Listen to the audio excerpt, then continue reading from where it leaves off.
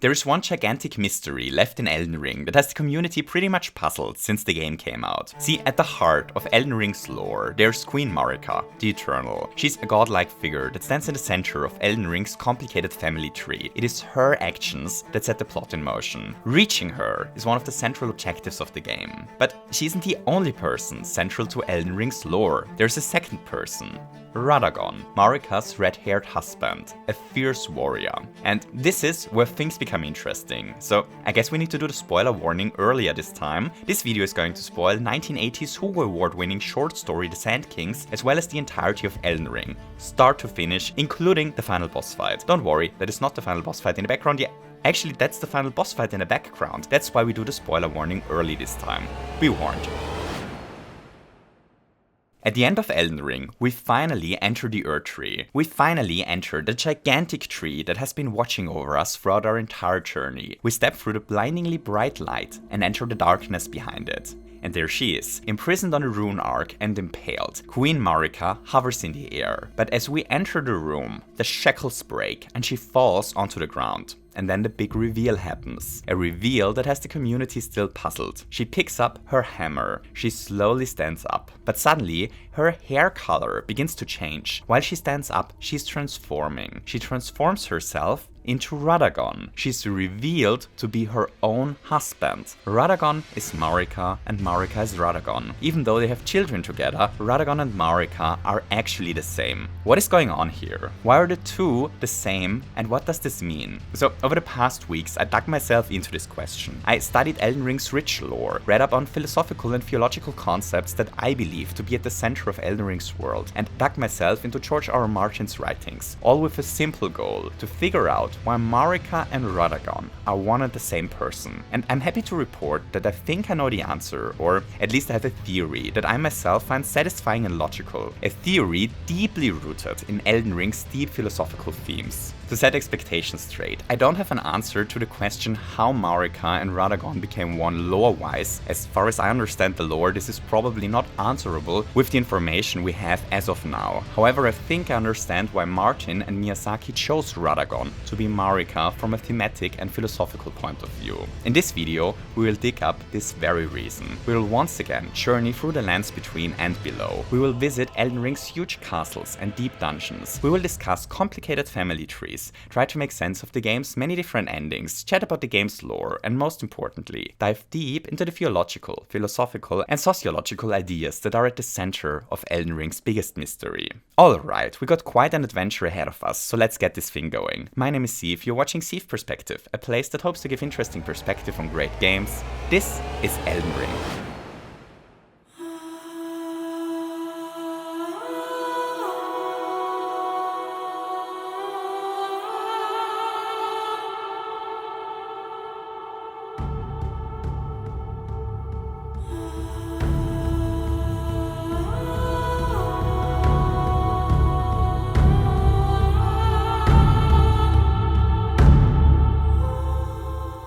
The very first thing that we have to establish is what the Elden Ring even is.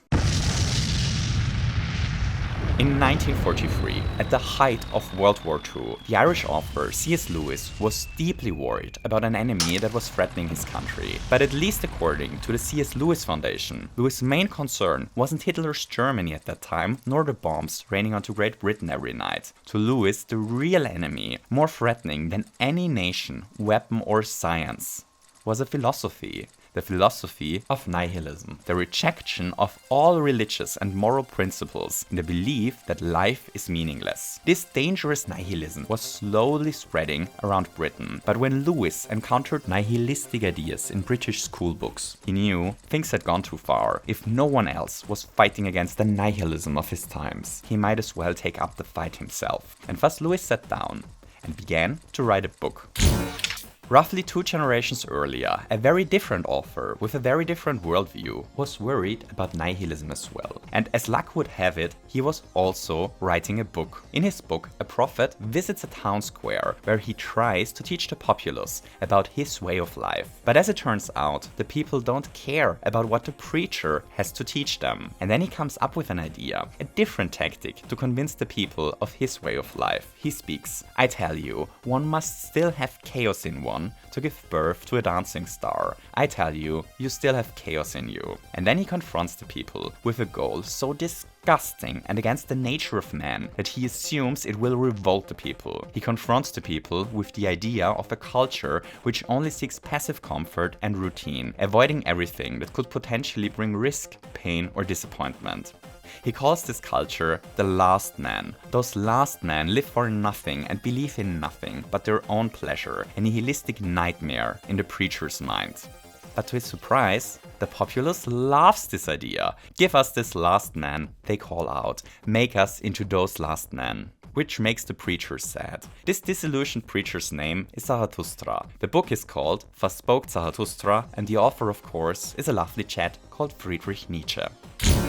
Taoist philosophy believes that there is a mysterious and deep principle that is the source and substance of the entire universe. This mysterious principle is often referred to as the Tao, and this Tao expresses itself in two diametrically opposing forces, yin and yang. Yin is reactive, passive and receptive, while Yang is active, repelling and expansive. The basic idea is that this dichotomy is seen in all things in some form. We see it in seasonal cycles, in the evolution of the landscape over days, weeks and eons, in Mario and Wario, and even in the grand arc of sociopolitical history in Order and Chaos. We're back in England. Lewis just finished his book, The Abolition of Man, a pamphlet against nihilism. The core question that is at the heart of this little book is if there is a universally correct way to live. Like, are there values, morals, or ideologies out there that are objectively good? True, natural, moral values that God wants us to live by? Or are our values and ideologies just reflections of our own preferences? Lewis takes the position that a natural law exists, values that are truly good and truly bad. But not only do those natural principles exist, people that do not believe in them are in danger of becoming nihilists. To prevent this, people had to be taught the objectively correct moral values. In his view, that was one goal of education: to train children to like and to dislike the right things. There's just one problem. How do we know what is the truly appropriate response? How do we discover the objectively correct behavior? How do we discover the principles the universe wants us to live by? Well, luckily for us, Lewis had an idea. 5 years after writing Thus Spoke Zarathustra, Nietzsche wrote another book. And this book, much like The Abolition of Man, was thinking about the origins of morality, a book fittingly named The Genealogy of Morality. But this little book came to a very different conclusion than The Abolition of Man. Nietzsche argued that the Judean Christian morals originated thousands of years ago as a shielding mechanism of the self against the terrible living realities of the enslaved people. The terror people lived under caused them to envision certain behaviors to be evil, in the sense that there is a cosmic power at work that will punish the evil and reward the good in the afterlife. In this moral system, the suffering of the oppressed people suddenly had a meaning. Their suffering would be rewarded in the afterlife, which made their suffering bearable. Yet at some point, the morals of those enslaved people actually took over the entire society. The values of the suffering people won, and according to Nietzsche, they are still at the core of the values we as society hold dear today. Because of this, Nietzsche saw it necessary to critically reflect our own moral values and, if necessary, to change them. Nietzsche's view is basically the complete opposite to Lewis. In his search for objectively true morality, Lewis made an extraordinary discovery. As it turns out, there exist certain ideas of how human people ought to behave that almost all cultures share, even though those cultures developed them at different times under varying circumstances and far apart from each other. Most civilizations, for example, condemn cruelty to other members of society. Most civilizations demand honesty and condemn lying, and so on. While Lewis understood that there is nothing that can logically prove what the will of God truly is, he nevertheless came to the conclusion that those rules that different civilizations came up independently are examples for true natural law, moral principles that are objectively true. Lewis called those objectively true values the Tao. To quote him, "This conception in all its forms I shall henceforth refer to as the Tao. Some of the accounts of it will seem perhaps to many of you merely quaint or even magical. But what is common to them all is something we cannot neglect. It is the doctrine of objective value, the belief that certain attitudes are really true and others are really false. Those who know the Tao can hold that to call children delightful or old men venerable is not simply to record the psychological fact about our own parental or filial emotions at the moment, but to recognize a quality which demands a certain response from us, whether we make it or not. I myself do not enjoy the society of small children. Because I speak from within the Tao, I recognize this as a defect in myself, just as a man may have to recognize that he's tone deaf or colorblind. He borrowed the idea of the Tao as an underlying force of nature from the Taoists. In his idea, the Tao are the universal principles we should morally live by.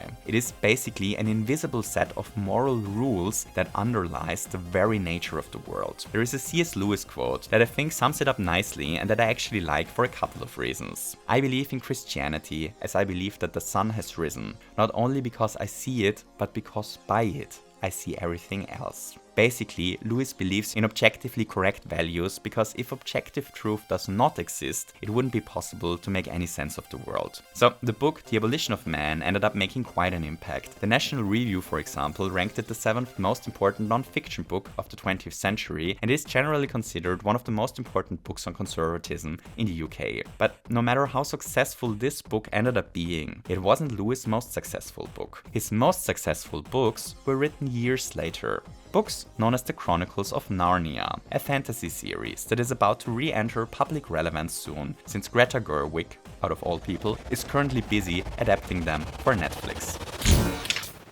Okay, so that was quite the intro, even for our modest standards around here. So what has all of this to do with Elden Ring again? Well, actually quite a bit. But before we finally put the pieces together, we first have to establish a bit more fluff. We quickly have to talk about Elden Ring's lore. It all begins with mysterious beings devoid of a physical manifestation, creatures known as outer gods. We do not know how many of those gods exist, but we do know about some of them. There is the Formless Mother, a being associated with blood, whose followers gain the power of blood incantations. There is the god of the Scarlet Rot, a mysterious being said to be sealed away below the rotting Scarlet Lake. There is the unnamed god of the Twin Bird, a mysterious deity associated with death. And, most important of all, there is a celestial entity, assumed to be an outer god, called the Greater Will. This god is central to our story. One day, the Greater Will sent down a star which contained a beast. This beast was a vessel of the Greater Will. It is described as being the literal living incarnation of the concept of order. After reaching the land, this beast took on the form of the Elden Ring. This Elden Ring apparently needs a vessel to exist in the lands between, and the ring found a vessel. Marika, the nice lady we already met in the intro. The Elden Ring merged with Marika, granting her godhood in the process. Whoever is the vessel of the Elden Ring is a god, and the person who is consort to this very vessel, well, this person is called the Elden Lord. So we got an Elden Ring, a god who is the vessel of this Elden Ring, and the boyfriend of said god, the Elden Lord. But what exactly is the Elden Ring again? Well, this is where things get really interesting. See, the Elden Ring is a physical manifestation of the rules of the world. One way to think about it is as a ring-shaped collection of runes, each rune being a law that defines the world's behavior. It is a collection of the rules that the world operates under. The rune of death, for example, gets sealed away from this Elden Ring at some point in the story, preventing everything from truly dying. More on the rune of death in a second. So the Elden Ring is the physical manifestation of the principles that guide the world. But the Elden Ring is more. It is also a metaphor, an incredibly clever metaphor for more than just one thing. On the one hand, we can interpret the Elden Ring as a God-given set of principles. You know, there is a greater will that is literally called Greater Will that sent the concept of order from heaven to earth. The Elden Ring is a metaphor for a God-given order. In this interpretation, the Elden Ring contains the objectively true natural law, the order we should all live by. In this interpretation, the Elden Ring is a metaphor for what Lewis called the Tao,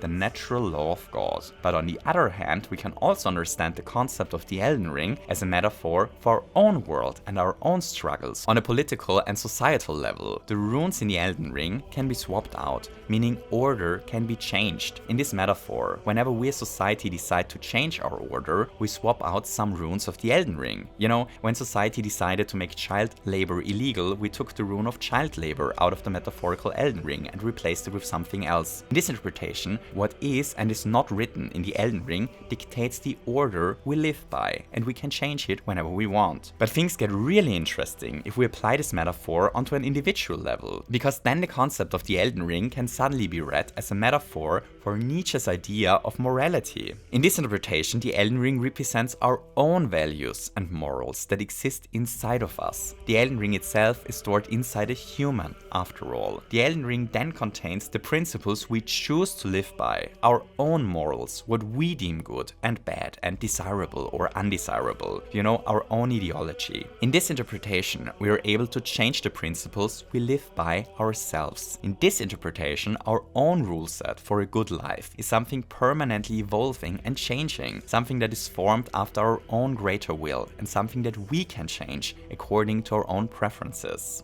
Alright, so the Elden Ring can be read as a metaphor for a God-given set of principles, or as the principles we ourselves come up with and choose to live by. It is a metaphor for the two philosophically rivaling ideas of morality. The conflict of those two differing worldviews lies at the center of the game's themes. Hooray! That was the first thing that we need to establish to make sense of Elden Ring's world. But there is a second thing that we have to take a look at before we finally dive into the game. We have to establish the complex family structure of Elden Ring's divine family. And we have to have a chat about some fun demigod drama.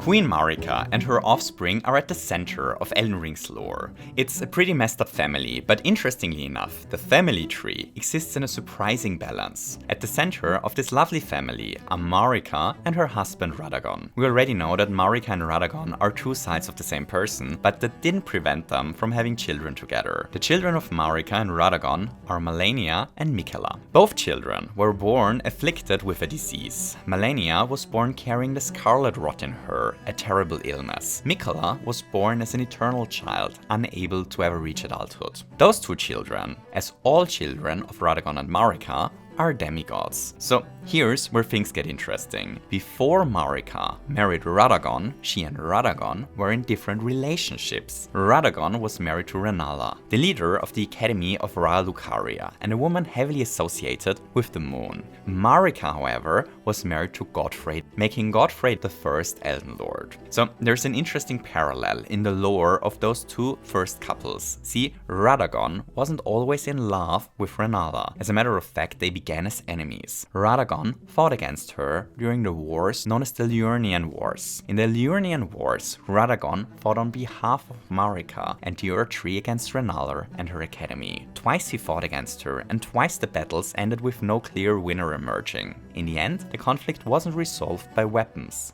but by vows. Instead of conquering Renala's land by force, Radagon married her, which resolved the conflict and brought peace to the land. So it was war that divided the two at first, and the following peace that brought them together. The story of Marika's first marriage is a completely different one. Godfrey, Marika's first husband, was a ferocious warrior. So ferocious, as a matter of fact, that he took the lion Serosh upon his back to suppress his endless lust for battle when he became Elden Lord. The marriage between Marika and Godfrey was a marriage full of bloodshed. Godwyn fought countless battles for Marika and the Golden Order. He led the war against the giants, besieged the castle of Mern, and he faced the Storm Lord alone. He fought until all his enemies were defeated. But when his last enemy fell, something interesting happened. It is said that as his last enemy fell, the light in his eye faded, Queen Marika and the Golden Order had removed their grace from him and his warriors, turning them into tarnished. Godfrey, the first Elden Lord, was banished and sent into exile together with his warriors. With the defeat of their last enemy, the relationship between Marika and Godfrey ended, in complete opposition to Radagon's first marriage. It was war that held Marika's marriage together and peace that ended it. Okay, so do you notice something here?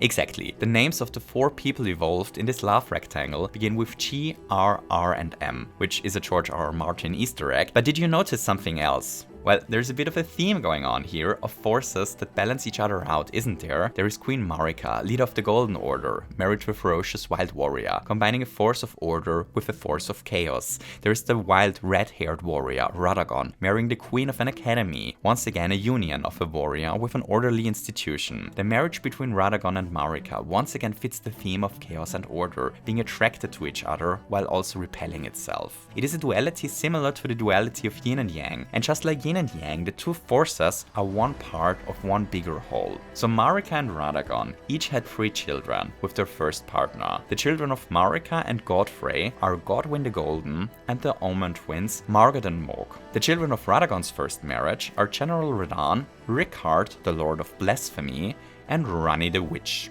Ranni is really important. To understand why Ranni is so central to the game's story, we first have to talk about another important player, the Fingers. There are mysterious entities in the game called the Two Fingers. These Two Fingers are... well, 2 fingers actually. The 2 fingers are envoys of the Greater Will, and they are quite mysterious entities that can only be understood by specialized finger readers. One of the Finger's responsibilities is to find potential candidates that could follow Queen Marika as a successor of the Elden Ring and the Golden Order. Those candidates are called Empyreans in the game, and each one of those Empyreans has their own 2 fingers, which brings us back to Ranni, because Ranni is an Empyrean. She's a potential heir to the Elden Ring. Here's the thing, however, Ranni doesn't want to become a vessel for the Elden Ring. In her own words, "But I would not acquiesce to the 2 fingers. I would not be controlled by that thing." She came up with an elaborate plan on how to escape this fate. In a fateful night, known from then on as the Night of the Knives, she stole a fragment of the Rune of Death and used this fragment to kill first her half-brother, Godwyn the Golden, and then herself at the very same time. Those deaths were the first deaths in ages, but neither Ranni nor Godwyn fully died that night. See, the fact that both of them died at the same moment caused them to experience a shared death together. Neither died fully that night. Godwyn's soul died, but his body survived. His body actually still lives to this day. We can find it deep at the roots of the Earth Tree. Soulless, but still alive. Ranni, on the other hand, only slew her own body, but her soul lived on. The Fingers hoped for her body to one day become the vessel of the Elden Ring, but by destroying her body, she destroyed the very thing that could have been a vessel for the Elden Ring. Her soul found a refuge in a doll, which is how she wanders the world nowadays. Killing her body literally set her soul free. It is what allowed her to escape her fate and to regain agency over her own destiny. Okay, so we're almost done studying this lovely family constellation. There is just one more person that we quickly have to chat about. Melina. Melina accompanies us through much of Elden Ring's story and is quite a mysterious little girl. At one point she tells us that her mother is inside the Earth Tree, which means she's another daughter of Marika. However, we don't know with certainty who her father is. To make matters even more confusing, there are several things that link her to Ranni. She only sees with one eye and her other eye is scarred, like Ranni's doll body, but Ranni is scarred on the other eye. During one of the endings, Melina opens her scarred eye and it is revealed that she has the same, very distinct eye color that Ranni has. And Ranni and Melina are both linked to Torrent, the spectral steed on which we ride throughout the game. There are certainly a lot of intentional things going on that connect the two girls, but to the best of my knowledge, we can't tell what is going on with certainty yet. Alright, so Ranni steals the Rune of Death and murders Godwyn. This sets the events in motion that ultimately lead to the setting of the game. After the death of her son, Marika, the central god of the Golden Order, decided to smash the Elden Ring. She took her hammer and shattered it into pieces. She literally broke the order of the world. Radagon desperately tried to reforge the Elden Ring, the very Elden Ring that his alter ego just destroyed, but to no avail. Order was destroyed. Following the shattering of the Elden Ring, a literal shattering followed. The entire world sank into war and chaos. The different demigods, Marika's own children, fought over who would become the next Elden Lord. Most of the demigods were in the possession of splinters of the Elden Ring, runes of it that were scattered over the land when the ring was destroyed. But no one had control over the entire Elden Ring, and so they fought, but no one emerged victorious. Ultimately, the Golden Light abandoned them and turned to the Tarnished, which were banished a long time ago. And this is the exact moment that the actual game finally gets going. So let's take a look at the events of the game for a change of pace.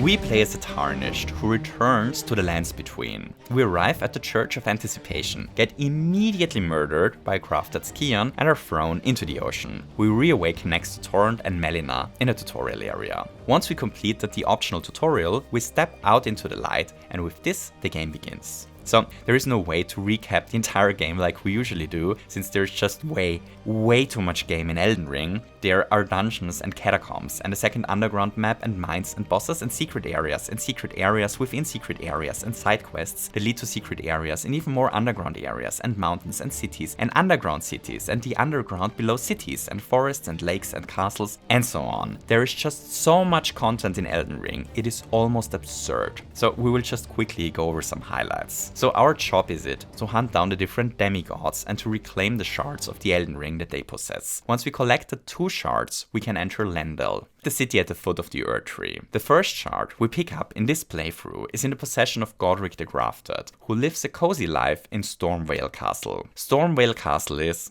incredible. I really don't know how else to put this. The atmosphere of this place, together with From Software's insane level design, it's almost out of this world. It's perfection. The whole place is so complex, yet in such a brilliantly crafted way, it's insane. I'm on my 4th playthrough, yet I still discover new areas that I never found before. There are so many secrets, everything is so interconnected, it's just insanity. The legacy dungeons are in general the highlights of the game to me. Lendel, the game's capital and its sewers, the rotting Halleck Tree, the Volcano Manor, all of those places are just, well, in my opinion, they're some of the very best virtual spaces ever crafted. Period. They're great. So we grab our first rune by murdering Godric. The second one is in the possession of Renala, the former leader of the Academy of Ra Lucaria and Ranni's mother. Interestingly, we do not murder her here, because after defeating her, she hands the shard over willingly. With this shard in our possession, we can now make our way to the Altus Plateau by either climbing a cliff upwards through a small dungeon or by finding 2 pieces of an amulet that allows us to activate an elevator. On the Altus Plateau, we reach the capital,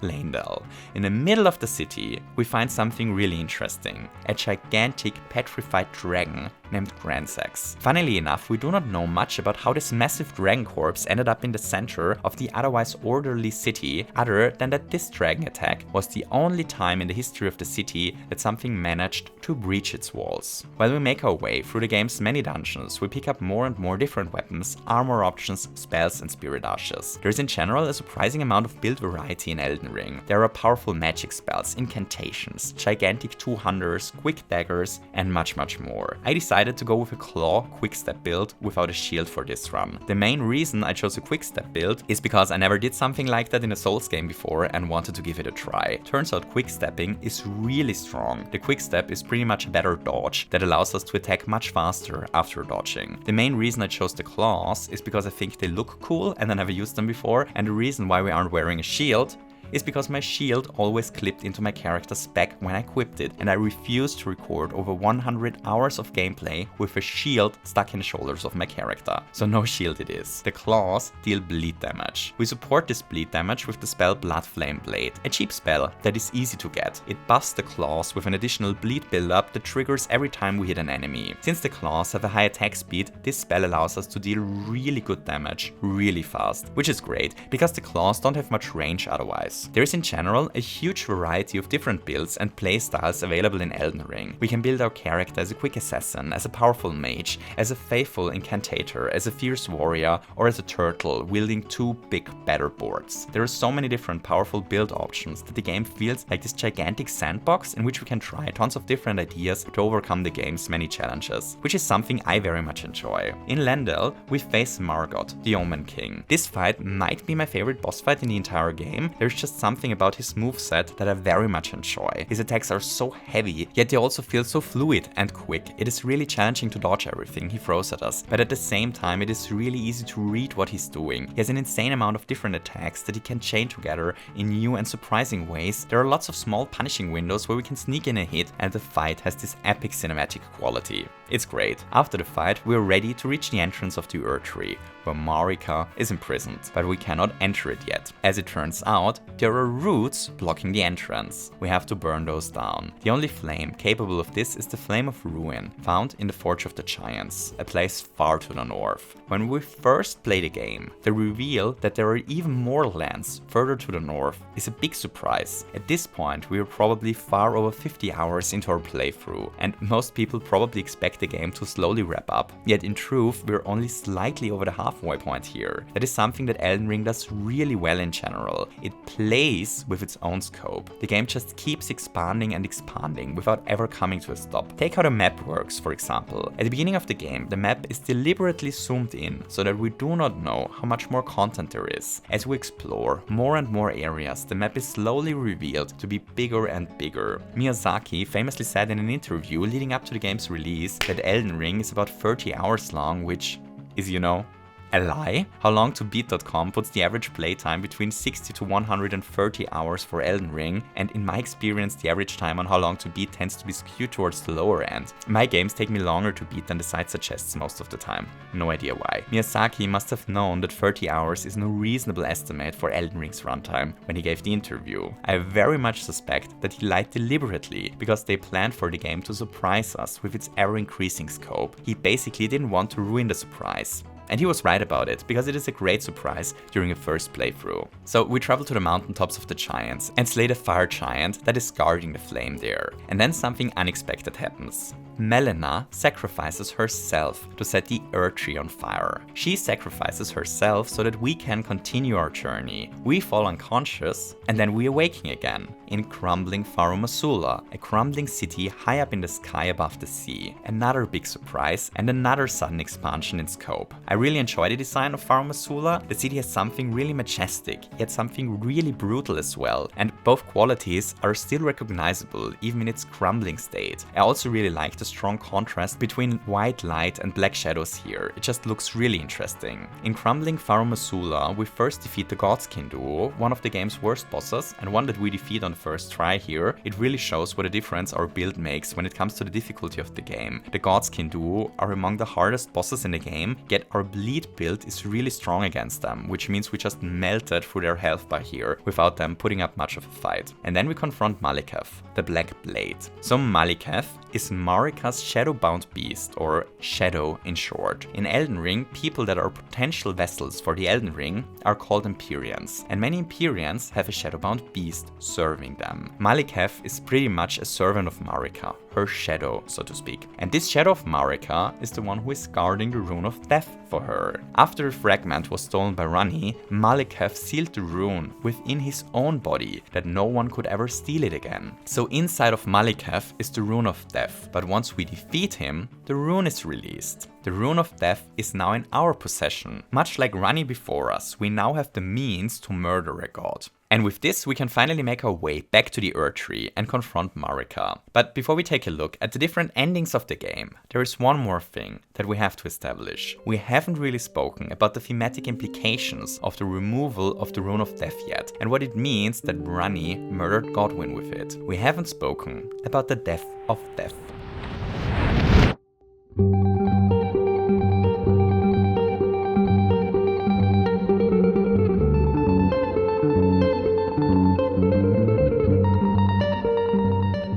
1980s Hugo Award-winning sci-fi novelette The Sand Kings is not only one of my favorite novelettes ever written, but also surprisingly relevant to Elden Ring. The story revolves around a wealthy playboy named Simon Cress, who loves to collect dangerous and exotic animals. Our story begins when he buys 4 colonies of mysterious creatures from a business called Windshade. Those 4 colonies are 4 colonies of Sand Kings. Each colony consists of a single large female maw and numerous insect-like mobile workers. The mobile workers hunt, forage, build and most importantly feed the mobile maw that on the other hand controls the workers via telepathy. The workers erect castles of sand around their hungry maw, and strangely enough, if one holographs a picture of themselves into the tank in which the Sand Kings are held, then the Sand Kings carve this face into the walls of those castles. The Sand Kings always grow to a size fit for their environment, and most importantly, the colonies wage brutal wars against each other. And those wars are what Simon Cress is most interested in. See, Simon Cress may be the protagonist of our story, but he's certainly no hero. As a matter of fact, he's a deeply cruel man who enjoys violence, brutality and torture for entertainment. And thus Simon decides to starve the poor Sand Kings so that they are forced to fight over the little food that he grants them. And as it turns out, those fights over food scraps turn out to be highly entertaining. So entertaining that Simon throws parties around them. Increasingly violent parties where he and his friends watch the Sand Kings fight, bet on the outcome and even throw other dangerous alien creatures into the tank to challenge the Sand Kings. But as Simon's mistreatment of the insect-like creatures continues, he notices something. The face of him that the Sand Kings carved into the walls of their castle changes. It becomes twisted and more sinister. And then one day, it happens. Following an argument with his ex-girlfriend, the tank suddenly breaks and the Sand Kings escape. In panic, Simon runs from his house. A big mistake in hindsight, because when he finally returned, it was already too late. The Sand Kings built new castles for their maws inside the house. 2 colonies built a new home in the garden. 1 colony took over Simon's basement and 1 disappeared entirely. The Sand Kings entrapped Simon in his own house. Simon now becomes a prisoner of the very creature he imprisoned before. In a desperate attempt to escape the situation, he once again invites his friends to a party.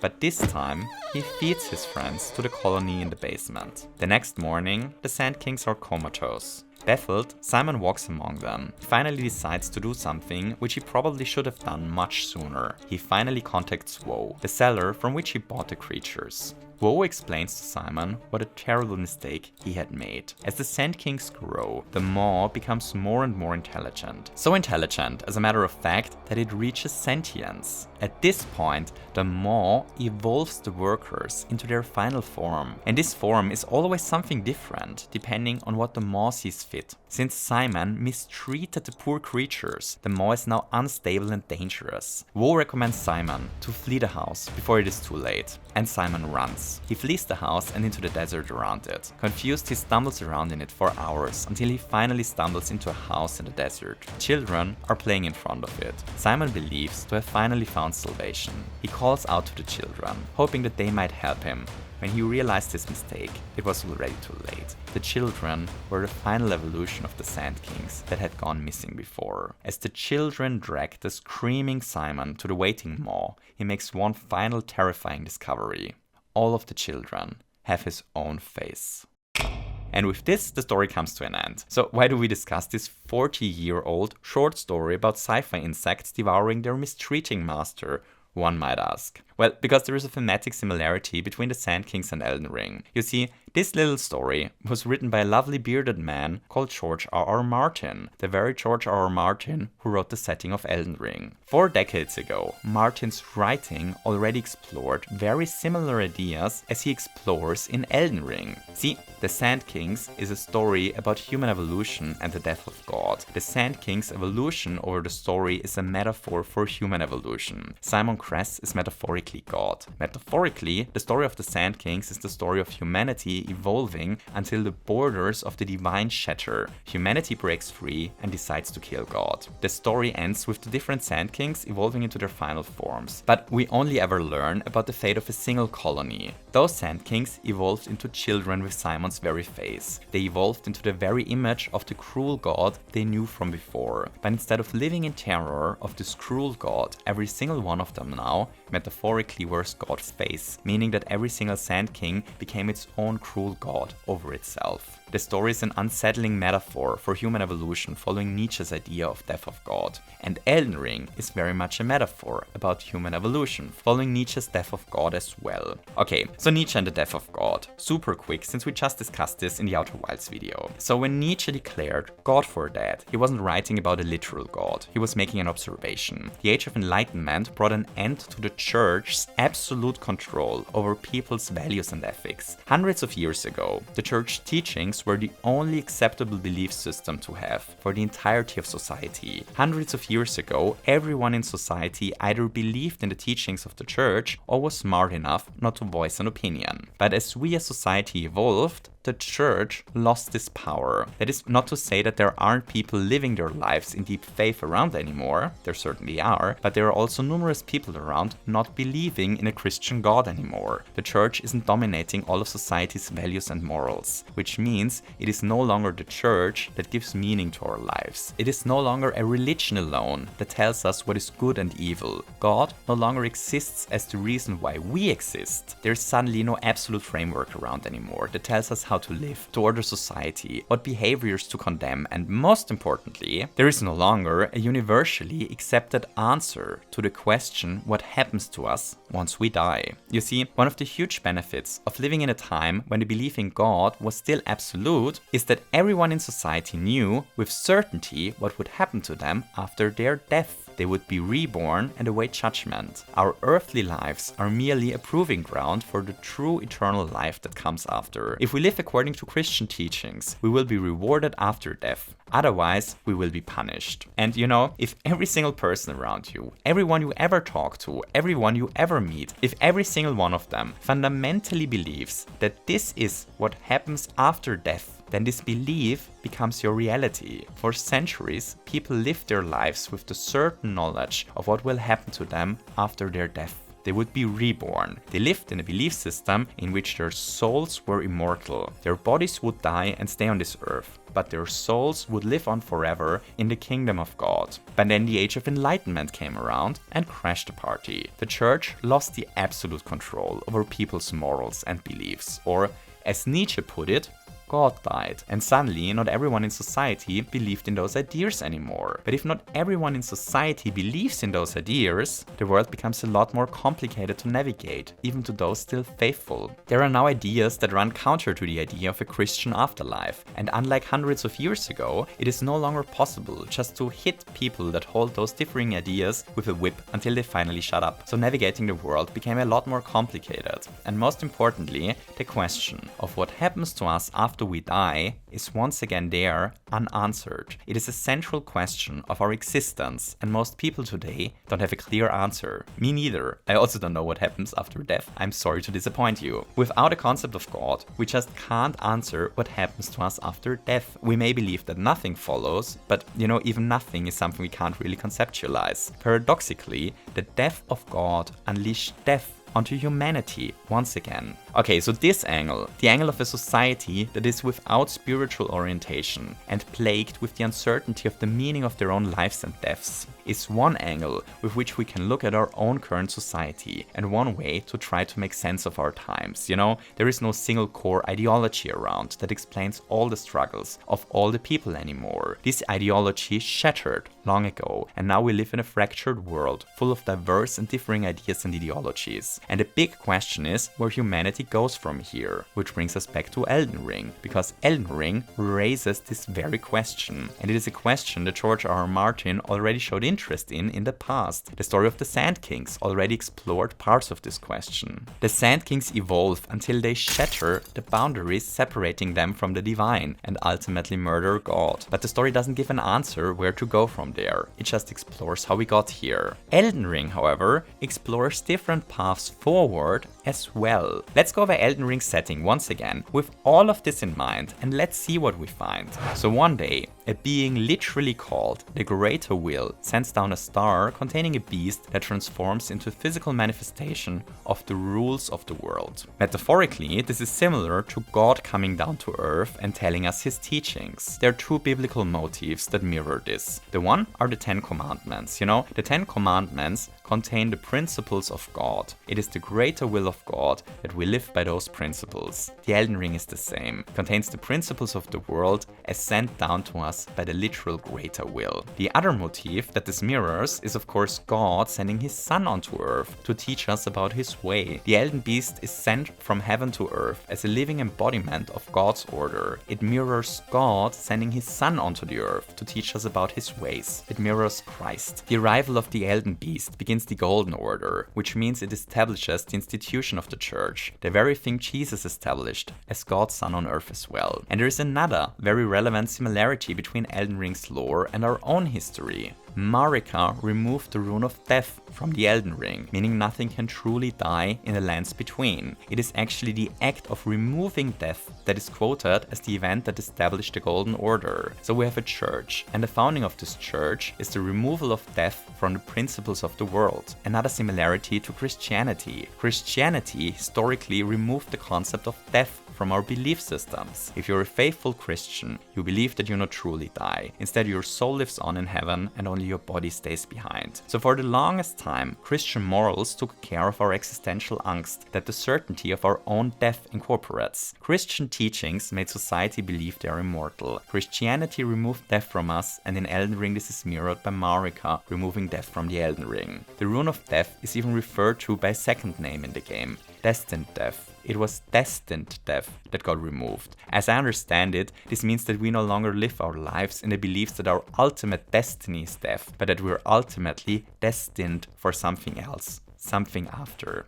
Alrighty, right. So everyone in the lands between lives according to the greater will, which is metaphorically the will of God, and everyone is happy. Until one day, Ranni comes around. See, Ranni's story is the story of the Sand Kings. George R. R. Martin is using the same motif here, just with completely different set dressing. In the Sand Kings are entrapped in a world with clear boundaries. This world has a clear ruler, Simon Cress, who acts as a god to the insects and defines how their lives play out, up to the point that he forces them into wars by starving them. The Sand King's fate is decided by Simon, until one day the tank shatters. Suddenly the Sand Kings are free and evolve into a new being that decides to murder their previous god figure. By the breaking of the tank, the Sand Kings gain agency over their own fate, which brings us to Ranni's story. Ranni was born as an Empyrean, a candidate to succeed Queen Marika as a vessel for the Elden Ring. This was Ranni's fate, but Ranni did not wish to live the life God had planned for her. In her own words, I was once an Empyrean,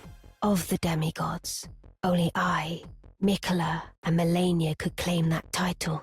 Each of us was chosen by our own two fingers, as a candidate to succeed Queen Marika, to become the new god of the coming age. But I would not acquiesce to the two fingers.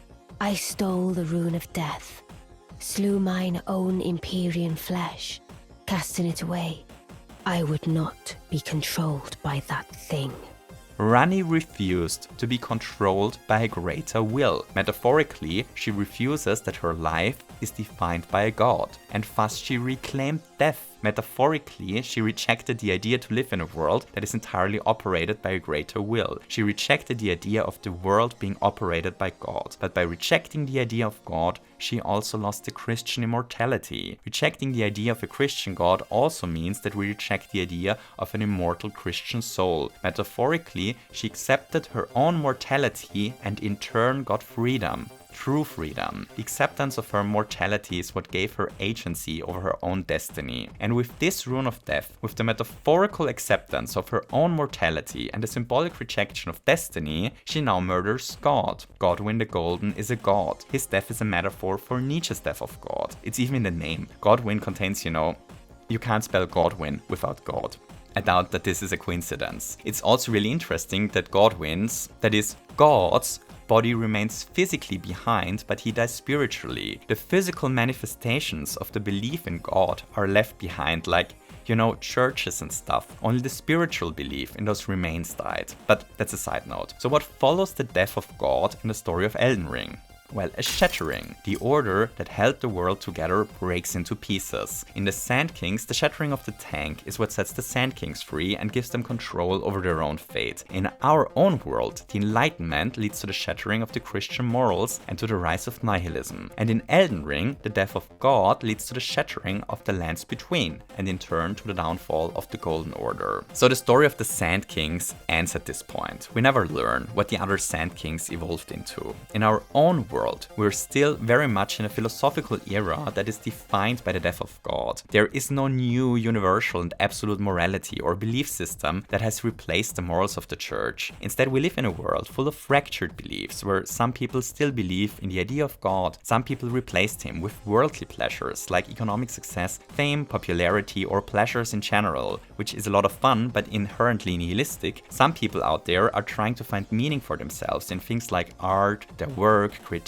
helping people, their family, or World of Warcraft. Some people find meaning in the belief of their own superiority over others, something the Germans and Austrians played through till the bitter end in the 1930s and 40s, which, let's not do this again, okay? But most people today probably just live their lives dodging this question altogether. It's a shattered world. It's a chaotic and confusing world that is the result of the church's order collapsing. And in Elden Ring? Well, in Elden Ring the world is also shattered and fractured. Bits and pieces of the former rule set of the world fell in the hands of the demigods, and they immediately fought a devastating war over the control over the world's principles, which we can read as a World War and Cold War metaphor if you can still handle any more metaphors at this point. Otherwise, just forget about it. So the wars are over, but the chaos hasn't settled yet. Elden Ring's setting is a metaphor for the philosophical state of our world. We are currently living in the chaos between two orders. Philosophically, we are in a time in between different times, and Elden Ring's setting reflects on that. The land in Elden Ring is even called the lands between. The question that Elden Ring now explores is where to go from here. What should the next order look like? The question that the game asks is, what is the will or the ambition of mankind? By the way, that isn't my hot take for once, that is something Miyazaki himself said in an interview leading up to the game's release. What should the next ideology look like? Shall it be an order given by God? Should there even be something like a universal set of beliefs existing again? If so, what beliefs shall be part of it? Do we derive these ideas from a greater will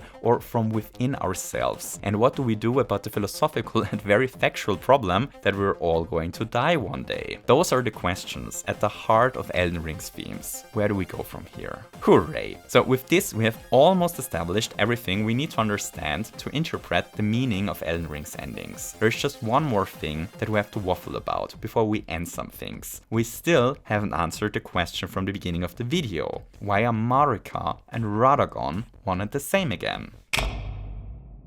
Deep down, below the capital, there are the subterranean shunning grounds. Unbeknownst to anyone, the Omen, born from royalty, are imprisoned there. The city's sewer system runs through the shunning grounds, and many dangerous creatures found a home there. But the shunning grounds reach deeper. Deep below, we find the Cathedral of the Forsaken, and even deeper, below tons of corpses, far below the orderly city, we find a door. Only if we remove all our armor and stand almost naked in front of the door, we can open it. And behind it, we find a surprise. Behind the door, we encounter the 3 fingers. And those 3 fingers aren't like the 2 fingers we encountered before. They are no servant of the greater will. They serve a different power, a mysterious one. They serve the frenzied flame, the outer god of chaos. The frenzied flame wishes to burn down the world and to return everything to the chaotic primal form that civilization originally grew out of.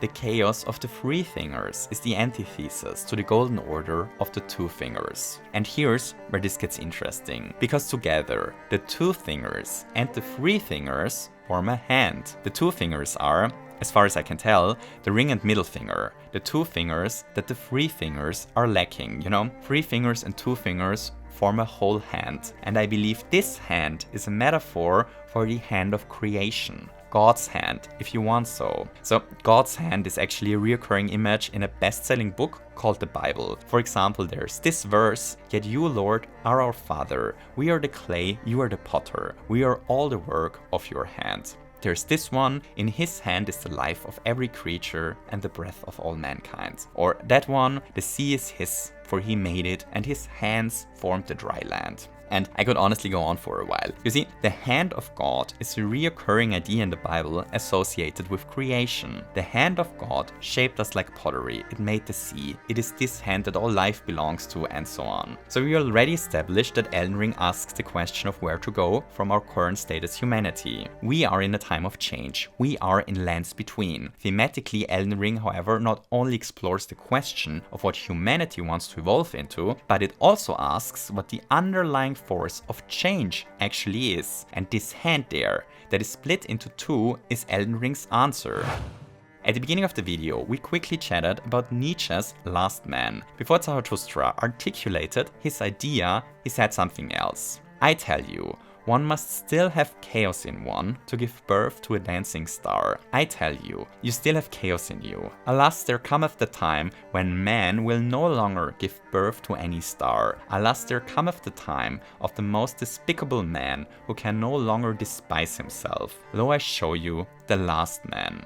And this last man is Nietzsche's idea of a world where people only live for pleasure and believe in nothing anymore. It is his fear of a nihilistic world, filled with pleasures but bare of meaning. And in Nietzsche's idea, the thing that the people of such a society lacked was chaos inside of them. It was his dystopia of an order of pleasure, bare of chaos and meaning. In the picture that Nietzsche draws, it is the force of chaos inside of us that prevents us from succumbing into nihilistic beings only looking for pleasure. It is this chaos that gives birth to our values, at least as I understand the man. Nietzsche is famously very open for interpretation. Just ask the fascists. The idea of chaos being a driving force for creation isn't unique to Nietzsche, however. This idea pops up in many different philosophies, including the Taoist idea of yin and yang. You see, Elden Ring took this idea that the driving force for creation is a desire for order and chaos in us at the same time and made it into the hand of creation in its lore, quite literally, because the 2 fingers and the 3 fingers together form a divine hand. 2 fingers of this hand try to order everything, while the other 3 fingers try to cause chaos. And from this dichotomy, change arises. It's a dialectic monism, a god with 2 contradicting sides that are both actually one and the same, the force of creation.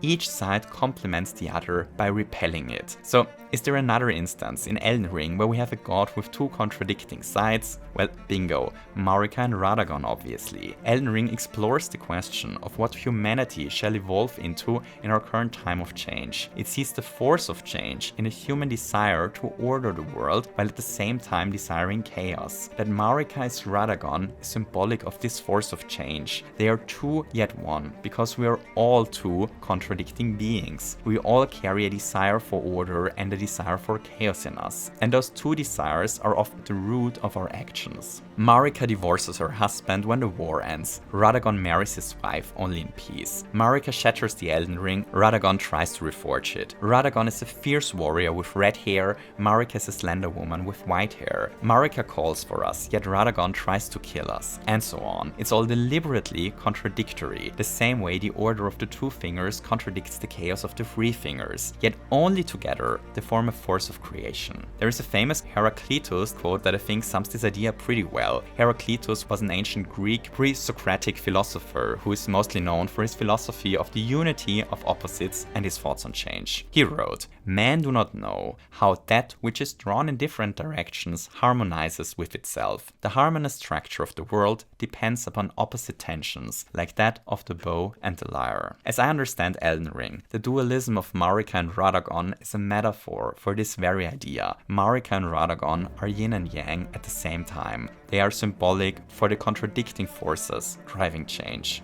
Okay, and with this, we finally have all the pieces on the table. So back to our nameless tarnished. We just reclaimed the rune of death from Malikev. Symbolically, we reclaim the ability to give our own death our own meaning here. With this rune in our possession, we can finally return to the Earth Tree. But the city around it is no longer. The city got destroyed when we set the Earth Tree aflame. Ashes are all that remain, and so we walk on top of the ashes of a previous civilization, on the remains of what was, towards something new, towards a new beginning, and towards the ending of the game.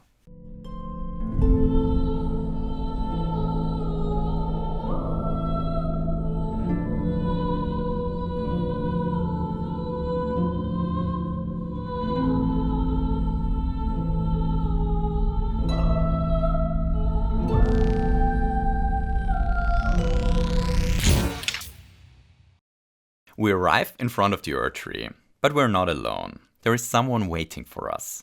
Godfrey, the first of the Tarnished himself, returned to the lands between as well. We have to defeat him if we want to enter the Earth Tree. Once he's dead, there is nothing stopping us anymore. We step into the light and arrive at the darkness behind. While the Earth Tree shines in a blindingly bright light, its inside is hollow and dark. Once again, a dichotomy of light and darkness. And here we find Marika, bound to a rune arc and impaled for reasons yet unknown. But as we arrive, the rune arc begins to break until it shatters. Marika falls to the ground. The scene here is another pretty heavy religious metaphor. Marika's pose, while imprisoned, reminds us of Jesus on the cross. She's in a crucified pose here. Her falling down here is symbolically Jesus falling off of the cross, which is again a symbolism for the fall of religion. She grabs her hammer, and as she rises again, she's revealed to be Radagon. Radagon attacks us, and we defeat him in a really cinematic boss battle. As Radagon falls to the ground, something weird happens. Something emerges from within him. First a claw, then a sword, and finally a gigantic dark beast. We stand in front of the Elden Beast, the final boss of the game. We now fight the living embodiment of order that the greater will sent down to Earth. In a super twisted way, we fight Christ here, so you can check this off if you had it on your Miyazaki bingo card. There are two interesting things about the Elden Beast. First, the beast consists of light that is once again surrounded by darkness, which, you know, is once again a yin and yang dichotomy of two different forces. Second, the sword that the Elden Beast carries is really weird. The sword is made out of two blades that intertwine with each other in periodic intervals and slowly grow towards a point. You know, we can interpret this blade as being made out of two diverging forces that periodically cross each other and then repel each other again, slowly moving towards a point of unified convergence, which is again, say it with me, a yin and yang like symbolism. So we battle against the Elden Beast, dodge a bunch of cinematic holy attacks, run around a lot chasing it, hit the air more often than the beast, and eventually we kill it. That was the final challenge of the game. Sometimes when we rest at the site of grace, Melina appears and talks to us. If we choose to level up, while she's present, she says something really curious. She says the following: Share them with me. Your thoughts, your ambitions, the principles you would follow. Did you catch it? She says, share them with me, your thoughts, your ambitions, the principles you would follow. In my understanding of the game, this is the very thing the endings are about. The endings are a reflection of our ambitions and principles. They are a reflection of our ideology. The central question is, what principles do we want to follow, and what principles do we want humanity to follow? The ending represents possible paths forward for humanity as a response to the death of God. We'll discuss the 6 different endings through this angle, but before we do this, just a quick disclaimer, because I feel it might be necessary here. Elden Ring is a game that is deliberately very open for interpretation. So what we are discussing here and the video so far are my interpretations on what is going on, but I absolutely do not claim that these are the only correct interpretations. I actually think that the game is deliberately designed to be interpretable in lots of different ways, and I have read and have seen many cool interpretations of Elden Ring by other people that may even contradict what I walked away with, yet I think all of those takes are as correct as mine. It's in the nature of the game that there is not one universal right way to interpret it. If someone walked away with a different interpretation than I did, this person is as likely right as I am. Cool. So let's end things. The first ending we're going to discuss is the vanilla ending. After defeating the Elden Beast, we stand in front of Marika's body and can interact with it. So Marika's body is split here, and as I understand it, the body is split for a reason. We just defeated Radagon and the Elden Beast, meaning that one side of Marika's dual godhood is gone. The other side, however, is still intact and in front of us. In my reading, Marika's side represents order. So the chaotic side, the side that filled Marika with life, is gone. But her other side, the one that established the order, is still present. In the normal ending, we now repair Marika's broken body by placing her head back onto her body, and by repairing her, we recreate the Elden Ring. By doing this, we become the yin to Marika's yang. We replace Radagon and now rule the world as one side of God instead of him. That's the vanilla ending of the game. A cutscene shows us the world in a similar state as it was at the beginning of the game, and the narrator calls this age an age of fracture. So what does this mean? Well, as I understand it, in this ending, the world remains torn apart and fractured. Metaphorical to our own world, this ending means that we as humanity go forward in a similar way as we do right now, in an order in which many different moral and belief systems exist alongside each other. The only thing that changes in this ending is that now we ourselves are at the top of the power dynamic. We are in control of a fractured world. So that's the first ending. This ending, however, comes in 3 more variations. So let's press rewind here. We stand in front of Marika's body. This time, however, we use the mending rune of the perfect order when restoring the Elden Ring. This rune alters the state of the Elden Ring. It changes the underlying principles of the world. This changed Elden Ring, however, is still inside of Marika. As I understand it, this means that we change the golden order. At the beginning of the video, we talked about how the Elden Ring can be understood as the concept of a Tao as C.S. Lewis understood it, as the natural law, the true way of God, the way we ought to live. A universal truth that may not always be visible for us humans, but that exists nonetheless. As I interpret Elden Ring, inscribing the runes to the Elden Ring is symbolically us changing this natural law. We basically change the ultimate truth. We change what is inside the Tao. And the first time we change it by using the mending rune of perfect order. So first, the name of the rune. Order is a stand-in for religious ideology or moral beliefs in Elden Ring, so we can read the name as the rune of perfect religious ideology instead. Here is what the description of the rune says. Rune discovered by the noble gold mask, used to restore the fractured Elden Ring when brandished by the Elden Lord. A rune of transcendental ideology, which will attempt to perfect the Golden Order. The current imperfection of the Golden Order or instability of ideology can be blamed upon the fickleness of the gods, not better than man. That is the fly in the ointment.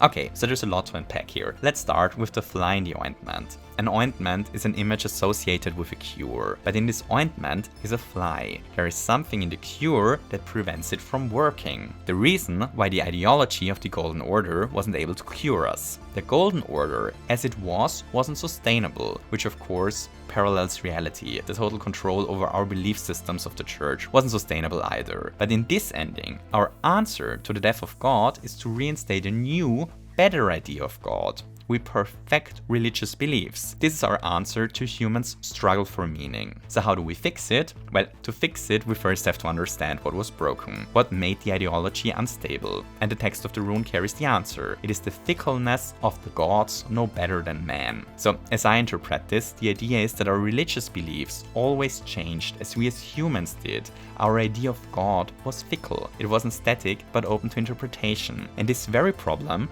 we fix. As I understand it, we become more dogmatic in our ideology in this ending. Dogmatic meaning to believe in principles as undeniably true. Our answer to the decline of religious beliefs in this ending is to double down onto religious beliefs and to be more dogmatic. And from this, a new order arises, the Age of Order. We stand in front of Marika's body. This time, we fix the Elden Ring using the mending rune of the Death Prince. It reads, rune gestated by Thea, the deathbed companion, used to restore the fractured Elden Ring when brandished by the Elden Lord. Formed of the two hollow-brand half-wheels combined, it will embed the principle of life within death into order. The Golden Order was created by confining destined death. Thus, this new order will be one of death restored. Okay, so making sense of this ending is the one I struggle with the most, which is funny because the rune tells us so straightforwardly what we do. We integrate life within death into the new order. Literally, the people in the lands between probably live on after they die with this principle in the Elden Ring. Metaphorically, we establish a religious belief system in which we do not truly die after death. Which is why this has me so puzzled, because it is pretty much the same as the Elden Ring was before the Shattering. You know, if death does not exist then nothing can truly die, or if death does exist and we live on after death, it doesn't make much a difference to me symbolically. Honestly not sure how to interpret this. Anyway, the age that follows, the mending of the ring, with this rune is called the Age of the Duskborn. We stand before Marika's body. This time, we decide to mend the Elden Ring using the mending rune of the Fell Curse. Let's read its description. Loathsome rune, gestated by the Dung Eater, used to restore the fractured Elden Ring when brandished by the Elden Lord. The revealed curse will last eternally, and the world's children, grandchildren, and every generation hence will be its pustules. If order is defiled entirely, defilement is defilement no more, and for every curse, cursed blessing. Okay, so we reforge the Elden Ring here, meaning we create a new ideology or a new order, which in Elden Ring means we forge a new belief system. And this belief system is a cursed one. It is an ideology in which everything is believed to be defiled entirely. But if we all believe that everything is defiled, the defilement is not defilement anymore. Since everything is believed to be defiled, nothing is. As I interpret this, the new order that we create is an ideology in which we all believe that everything is defiled or sinful or disgraceful. But since everything is, we also gain freedom not to worry about it, which is what the cursed blessing refers to. On the one hand, people are desperate because they view everything they do as an offense to God's order, but on the other hand, the knowledge that no matter what we do, it will always be an offense against God weirdly sets us free to do what we truly want. But that is obviously very open for interpretation. This time the narrator tells us that our seed will look back at the defiled curse that defined this new age, the blessing of despair. We stand in front of Marika's body, but this time we do not repair the Elden Ring. Earlier, we met with the Freethingers at the bottom of the Shunning Grounds. There, the Freethingers imbued us with the Flame of Frenzy. So this time, when we walk towards Marika, something different happens. We collapse in sudden pain. Suddenly, Marika's body crumbles to dust, and with her, the Vessel of Order. This time, we do not reforge the Elden Ring. We do not reinstall a new ideology and no new guiding principles. Instead, our head transforms into a gigantic burning maw and flames engulf us. Everything around us catches fire, including ourselves. We see the entire world burning. Everything is consumed by the flame. If Melina is still alive when we get this ending, there is a small additional cutscene. In it, Melina walks over the ashes that are left. She picks up a burning ring, and while she looks at it, she speaks to us. Lord of Frenzied Flame, I will seek you as far as you may travel, to deliver you what is yours, destined death. This is the scene where Melina opens her eyes and is paralleled with Ranni. So what is the symbolic meaning of this ending? Well, as I understand it, we burn down the Elden Ring here and replace it with nothing. We get rid of the source of all ideology. We destroy the principles of life and replace it with nothing.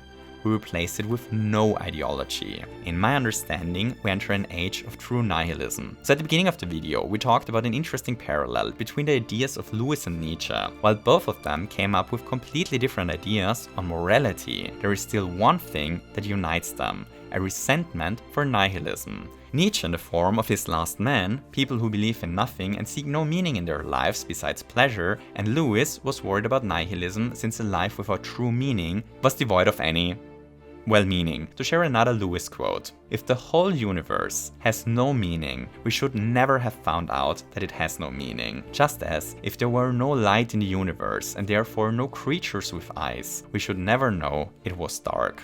Dark would be without meaning."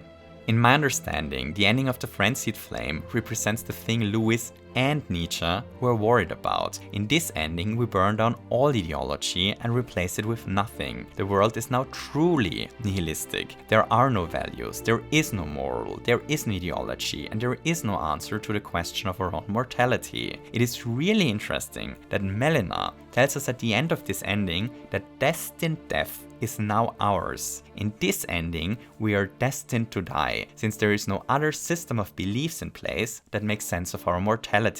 Melina's role in the ending is generally really interesting. You see, as I see it, Melina is guiding us towards one of the endings where the Elden Ring is reforged. Melina represents a force that wishes to reinstall a new order. She wants to avoid the ending where there is no ideology left. She wants us to return to a golden order, a fixed set of values. She's worried about nihilism, as Nietzsche and Lewis before. Her answer to combat nihilism is similar to the answer Lewis proposes, to live by the rules of the Tao, or the Elden Ring. Rani's ending, however, also represents an answer to nihilism, but her ending isn't in line with Lewis' ideas, but with Nietzsche's. More on that in a second. What I find interesting here is that the ending that I read as a metaphor for nihilism ends with a combined version of Melina and Rani swearing to hunt us down for failing to establish a new order. Rani and Melina give completely different answers to the problem of nihilism, but they are united in their rejection of nihilism.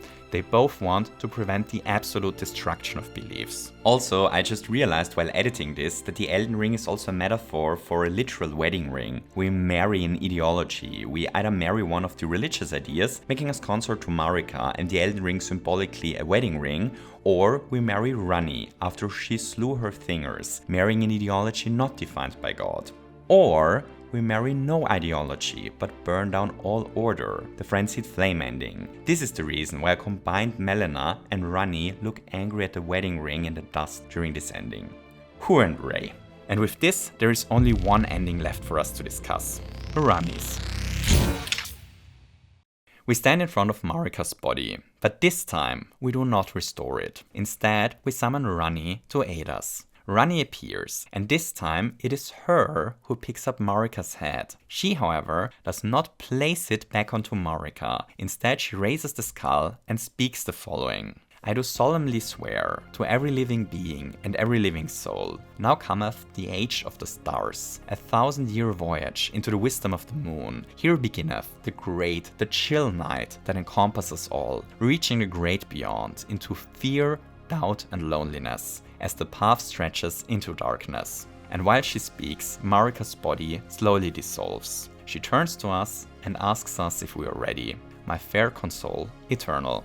We marry her here. Instead of becoming the Elden Lord to Marika and the Golden Order, we here become the consort to Rani. In this ending, Rani replaces Marika. The new order isn't of the Golden Order. It isn't a Golden Order that derives from the greater will. The new principles guiding the world aren't derived from God. Instead, they derive from Rani, a character who confronted death to become her own agent over her own life. There is an additional piece of dialogue with Rani, where she explains to us what kind of order she envisions. Upon the order I envision, mine will be an order not of gold, but the stars and moon of the chill night. I would keep them far from the earth beneath our feet. As it is now, life and souls and order are bound tightly together, but I would have them at a great remove, and have the certainties of sight, emotion, faith and touch all become impossibilities, which is why I would abandon this soil with mine order. Wouldst thou come to me, even now, my one and only Lord? If the Elden Ring wiki is to be believed, the translation is a bit imprecise here. The wiki offers the following translation as a more precise one. Even if life and souls are one with the order could be kept far away if it was not possible to clearly see, feel, believe in or touch the order. That would be better. So what does all of this mean? Well, let's take a look at one final quote by C.S. Lewis to unpuzzle this, a quote we already discussed at the very beginning of the video. I believe in Christianity as I believe that the sun has risen, not only because I see it, but because by it I see everything else. As I understand Rani's ending, it explores the very opposition to this idea. Instead of making the higher order visible for everyone to be seen, she plans to hide it, to make it invisible, to take it to the stars. In her ending, she conceals the true principles that are guiding the world. She blinds us to the ultimate truth. Instead of having sun rays shining brightly onto the truths of the universe to help us make sense of it, Rani wants there to be a moon that conceals everything from us. She wants us to be blind to the underlying principles of the world. Even if life and souls are one with the order could be kept far away if it was not possible to clearly see, feel, believe in, or touch the order. That would be better. So what does it metaphorically mean if ideology, guiding principles, and moral truths exist, but they are impossible for us to see? Well, it means that every single one of us becomes responsible for our own morals, for our own principles, and for our own ideology. We never can be certain that our beliefs are the ultimate truth, because we can never see with absolute certainty that our beliefs are the right ones. We have to fear that what we believe might not be the truth. We have to be doubtful that our beliefs are the right ones. We would be alone with the question if our beliefs are the true ones. Into fear, doubt, and loneliness as the path stretches into darkness. In this ending, we do not live in a meaningless world, but we live in a world in which we can't be certain that our way of life is the absolute divine right one. She doesn't want to give us certainty about what is right and wrong, good or evil, about what is the right ideology or what the true principles are that the world ought to work like. She negates Lewis' idea of the Tao. Even if there were something like the true way to live, her ending teaches us never to assume that we are the ones seeing it, but instead to doubt our own beliefs and have the certainties of sight, emotion, faith, and touch all become impossibilities. Metaphorically, Rani's path forward for humanity would be a new age, in which we understand that we cannot know the will of God with certainty and can't claim to be the one who knows the golden order, yet we are still responsible for our actions. As I understand it, Rani wants us to have the greater will emerge from within ourselves, instead of us blindly following the teachings of the greater will of someone else. She wants us to be unsure of our beliefs. And that pretty much sums it up. Here we have it, over an hour on Elden Ring, and I never once complained about the game repeating boss fights.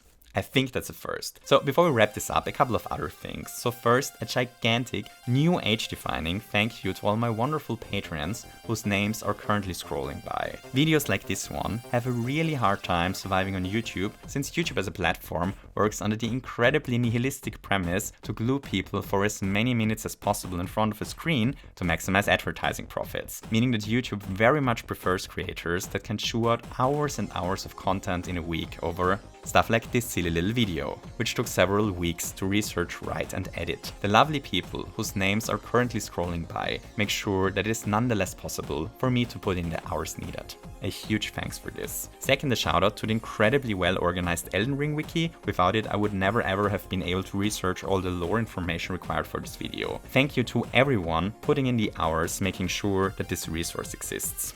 Also, we didn't really discuss gameplay related stuff today. I actually already had about half an hour written on Elden Ring's gameplay, but the sudden shift to a gameplay discussion was killing the pacing of this video, and since this thing, as always, completely escalated in scale, and since the DLC is just around the corner, I thought I'd probably save those bits for a potential DLC video. Whether we'll discuss the DLC or not depends entirely on how the algorithm likes this video, so let's hope it tastes delicious and smells like advertising money to the all-devouring algorithmical content god. Also, I probably should mention that I don't think that Miyazaki or Martin really designed Elden Ring's lore as a commentary on the work of C.S. Lewis. His ideas are just one expression of something that can be encountered in countless works, which has used Lewis here as a device to personify those ideas, to make it a bit easier to grasp them, because his ideas neatly lead us into the concept of the Elden Ring, and because I like the idea of comparing the ideas of one fantasy author to the work of another, but I don't think the concept of the Elden Ring is literally based on his ideas. Though to be fair, George R. R. Martin generation is probably familiar with Lewis and his philosophy since both are fantasy writers, so maybe. Finally, something I wanted to mention in the video but that didn't really fit. There is a really fun yin and yang dichotomy going on with Lendl and the crumbling Forum Azula. Lendl is this perfectly ordered city, yet in the center of the city is one gigantic petrified dragon corpse. There is an element of chaos in the center of order.